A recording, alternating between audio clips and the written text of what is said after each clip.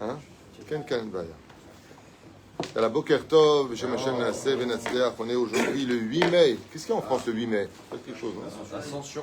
L'Ascension. Ouais, c'est la victoire. La victoire à 45. Ça va, ne me frappez pas, j'ai une question, moi. Je sais pas. Alors quoi, c'est l'Ascension? C'est quoi l'Ascension? C'est L'armistice. Ah, l'armistice. Ok. Donc, il ne travaille pas en France, là? Non. Et il ne travaillait pas hier, avant-hier aussi? Donc, on est en tout cas le Yud Zayin. On est le Yud Zayin, le 17 du mois de Iyar. Demain, ce sera le 18 du mois de Iyar. Valzer Remez Ben Shmona Esrei la Choupa. Grâce à Rabbi Shimon Bar Yochai, on reprend les mariages.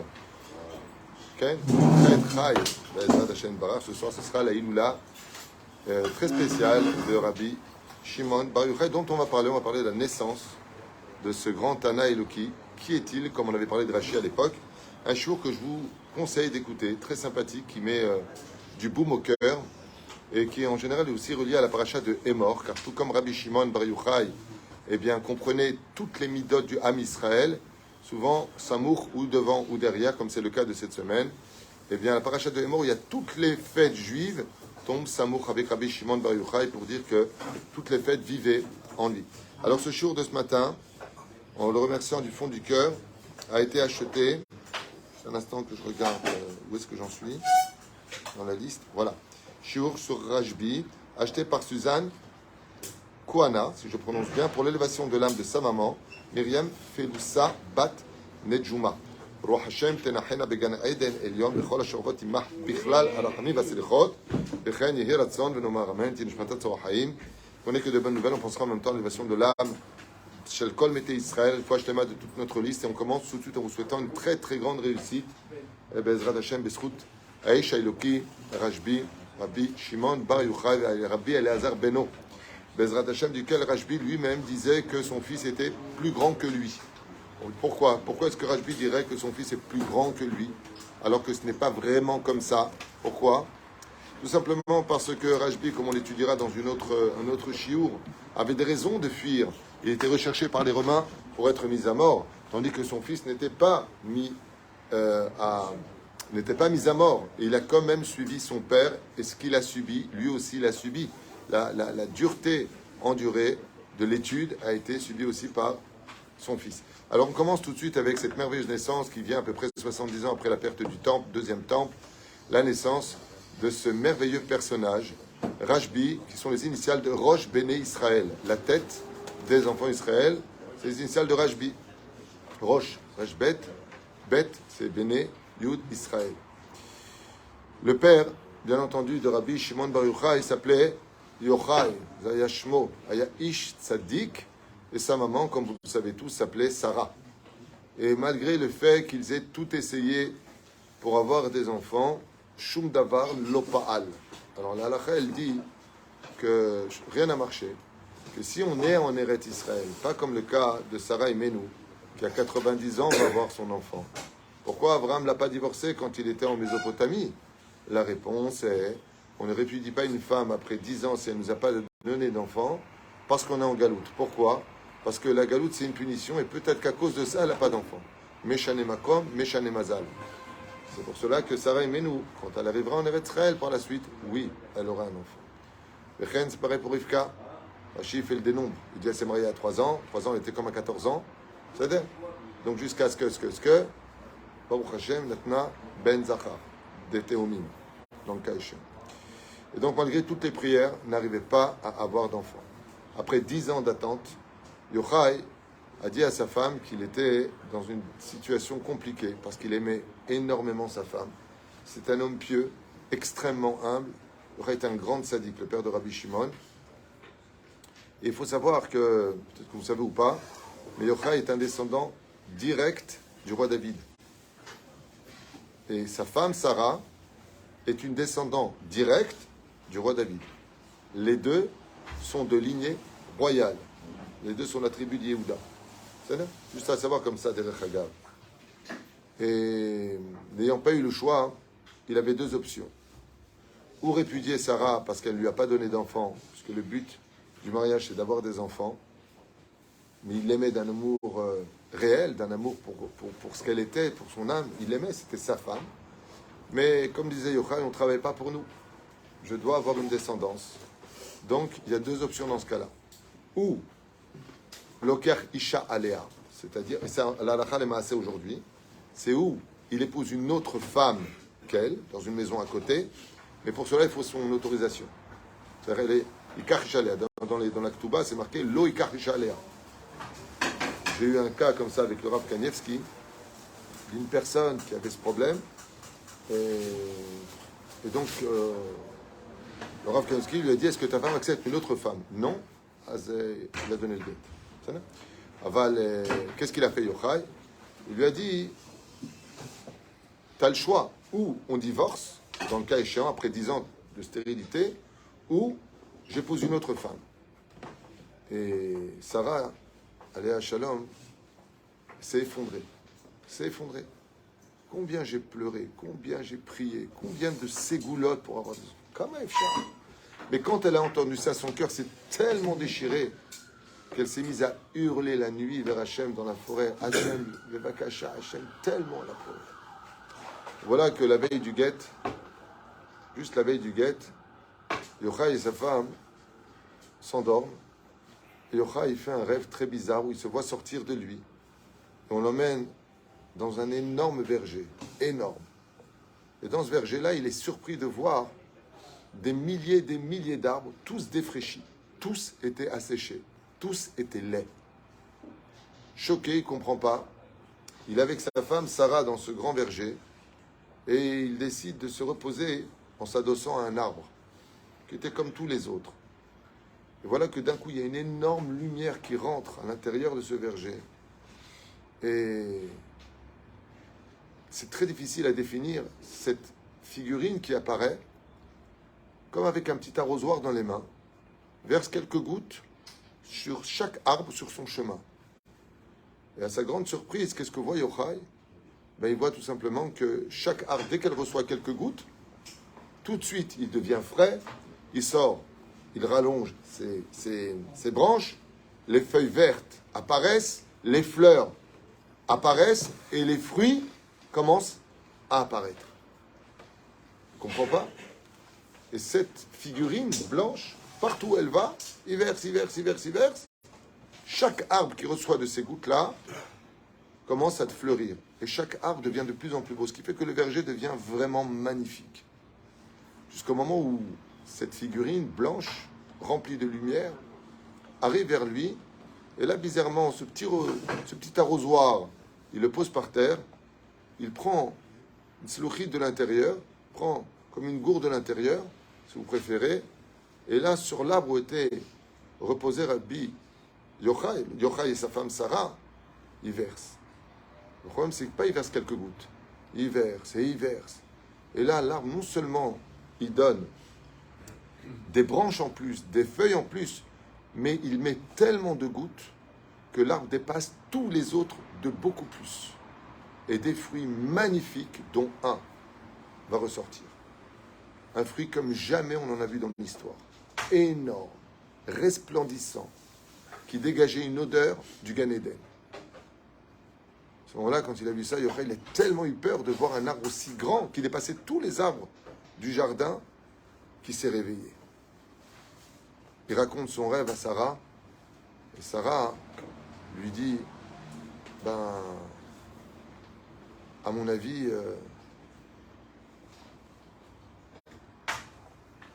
qui on appelle le fruit, qui est appelé l'arbre? Veha Adam et Tzasadeh. On parle des humains. Les fruits, c'est les enfants. Eh bien, peut-être que tu as vu quelqu'un qui allait annoncer la venue des enfants.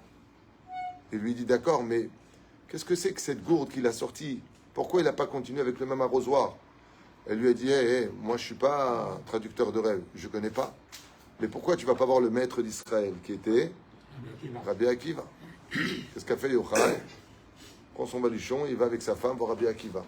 Arrivé chez lui, il lui raconte son rêve. Et Rabbi Akiva, qui était empreint d'une très très grande sagesse, le regarde comme ça et lui dit, Eze Yofi. Alors sache que cette lumière que tu as rencontrée dans ton rêve, c'est l'ange responsable de la naissance des enfants, qui s'appelle Laïla.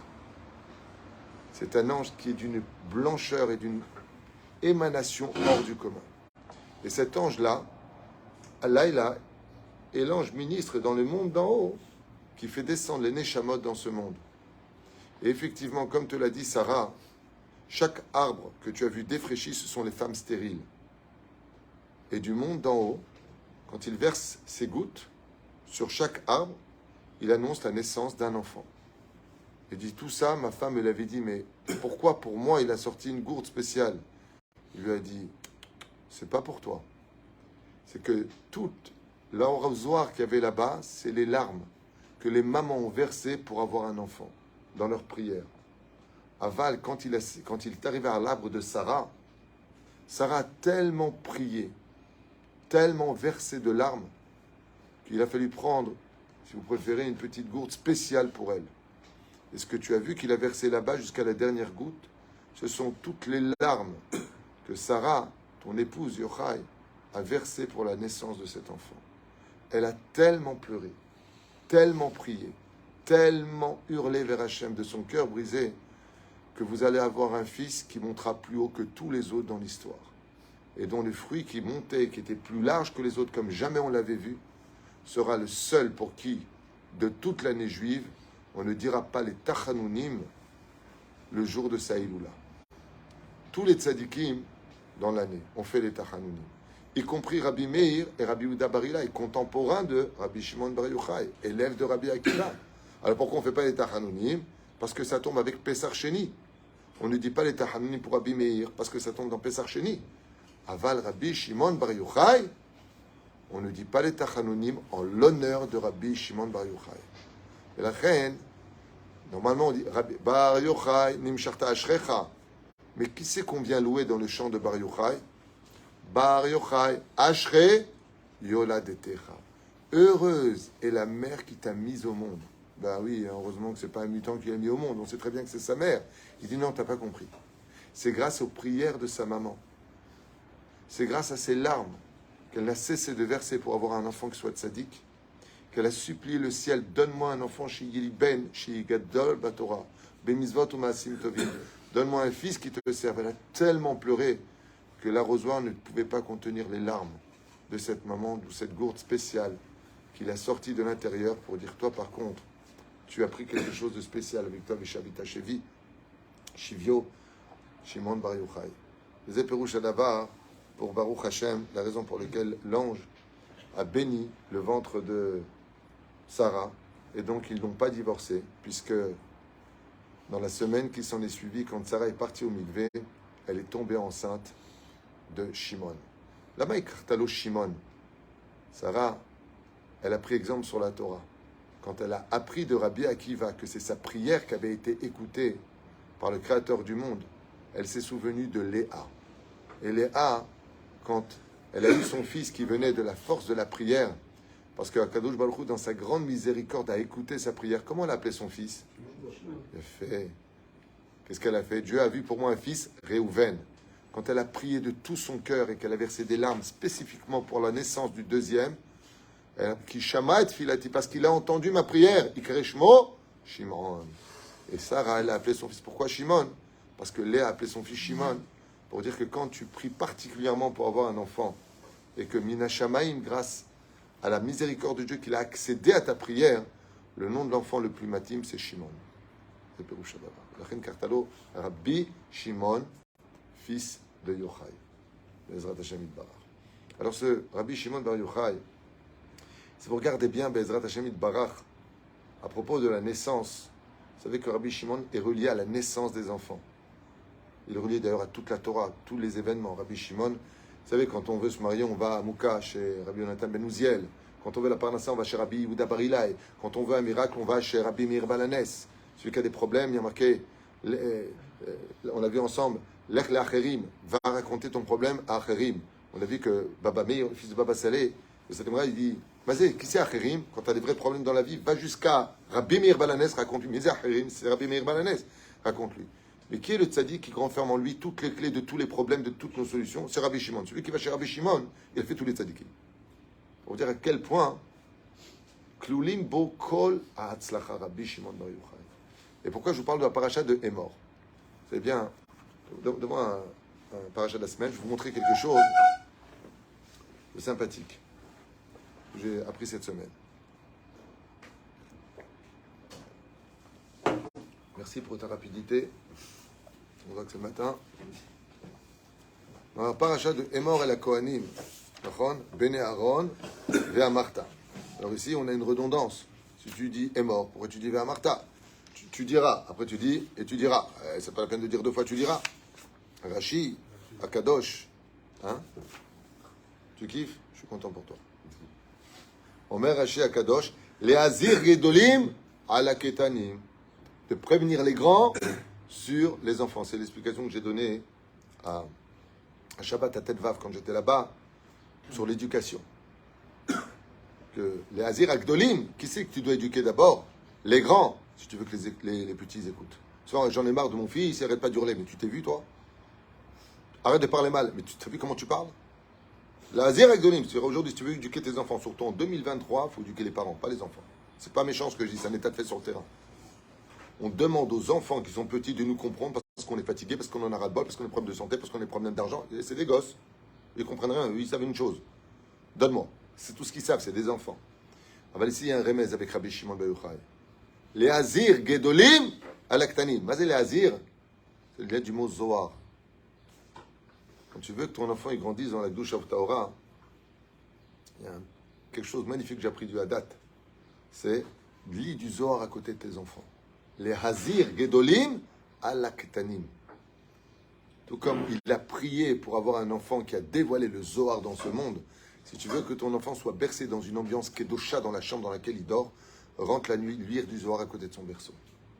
Pour que l'enfant soit empreint de la Gdusha de celui qui a les clés de toutes les solutions par lesquelles Akadosh Baruch Hu a fait passer sa connaissance et sa puissance. Rabbi Shimon Bar Yochai. Les Hazir Gedolim Alaktanim. Les Hazir, les Zohar. C'est comme ça un petit... On fait le Zohar avant, 3 jours après la Brit Mila ou... Exact, Brit Lileh. On fait le Zohar la veille. D'accord? On fait du Zohar la veille. Pourquoi? Pour justement soutenir l'enfant qui puisse surmonter l'épreuve. Brit Yitzhak, ça s'appelle. D'accord? On fait du Zohar. En réalité, il faut le faire tout le temps. Pas Brit Yitzhak.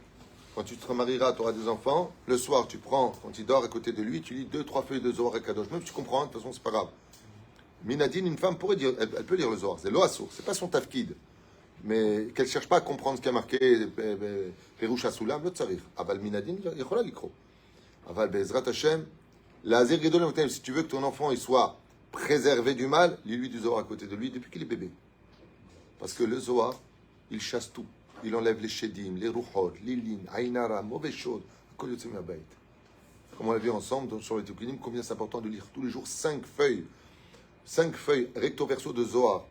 Le Harizal, il dit, ça répare même les fautes qui ne sont pas réparables. Même ça les répare.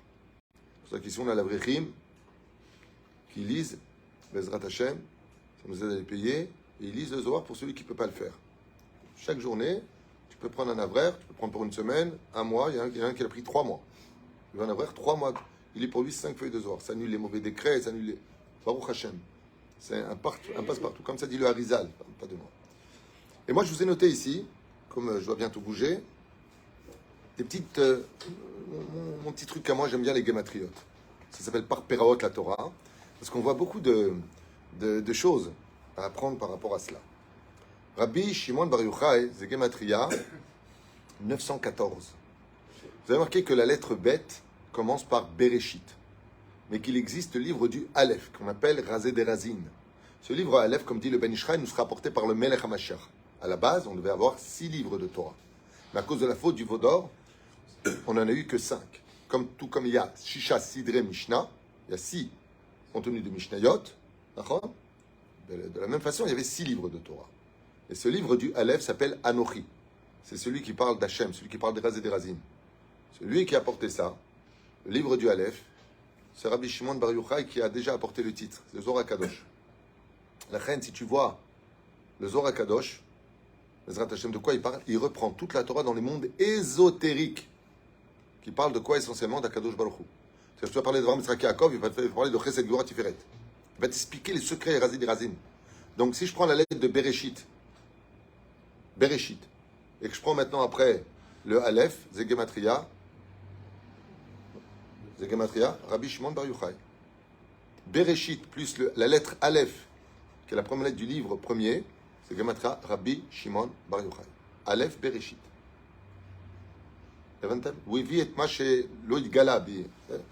Deuxième chose, quelle était la fête principale pour laquelle Rabbi Shimon s'est battu toute sa vie, qu'il a inculqué au peuple d'Israël, qu'il a mis en garde, dont il dit que la Géoula dépend uniquement. Bonne réponse. Shabbat, la Flamet Gimel, quand il a vu les gens qui travaillaient la terre, Shabbat Kodesh, qu'est-ce que tu fais avec le myrte? C'est Shabbat. Le Israël, Shabbat Bedaf Kuf Yutret, Amoud Bet. Le Israël, Shomim Shte Shabbatot, Miyad Nigalim. Si vous gardez 2 Shabbats, vous serez tout de suite sauvés. D'accord? Rabbi Shimon Bar Yochai, Gematria, Or HaShabbat, la lumière du Shabbat. Or HaShabbat, Gematria, Rabbi Shimon Bar Yochai. Tout ça, vous pouvez le vérifier, j'ai vérifié moi-même. Donc, il y a encore une chose que avait enseigné aussi le Rabbi de Lubavitch, c'est que à la fin des temps, l'étude principale de la Géoula sera le Zohar HaKadosh. On sait qu'il y a beaucoup de sectes aussi qui se sont levées comme Kabbalat Center pour profiter des secrets de la Torah. Mais à la fin des temps, il faudrait étudier le Sod pour amener la Géoula. Et la reine, quand on prend la Gematria de Rabbi Shimon Bar Yochai, c'est Ba Goel Shel Israël, est venu le libérateur d'Israël avec son œuvre. Ba Goel Shel Israël Gematria Rabbi Shimon Bar Yochai, parce que son étude du Zohar HaKadosh rapprochera la Géoula. Yemot Hamelech Hamashiach Rabbi Shimon Bar Yochai, ça rejoint aussi pour la Géoula. Il y a une chose sympathique que je vous ai notée, que j'ai beaucoup aimée, c'est que qui était celui qu'on appelle le Fils de Dieu? Chez les Juifs, hein, bien sûr. Qui était celui qui, dans le Talmud, est appelé béni?